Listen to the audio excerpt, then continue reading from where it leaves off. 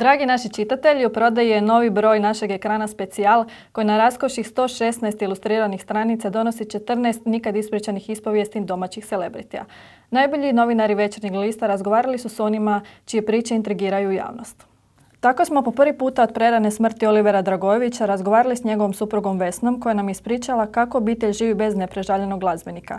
Našoj novinarki rekla po čemu bi voljela da javnost najviše pamti njezinog supruga.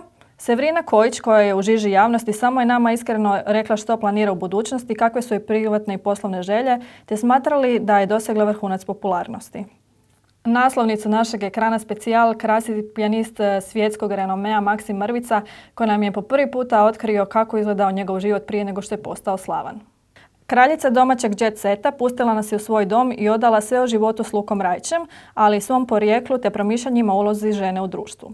Pričali smo i s jedinom hrvatskom dizajnericom, čije su haljine bile na Oskarima. Matija Vujca otkrila nam je zašto je ušla u svijet mode, a nezaobilazna i priča legendarnog urednika i voditelja Miroslava Lilića, koji nam je konačno odlučio ispričati zbog čega je Tuđman bio toliki protivnik pozdrava za dom spremni.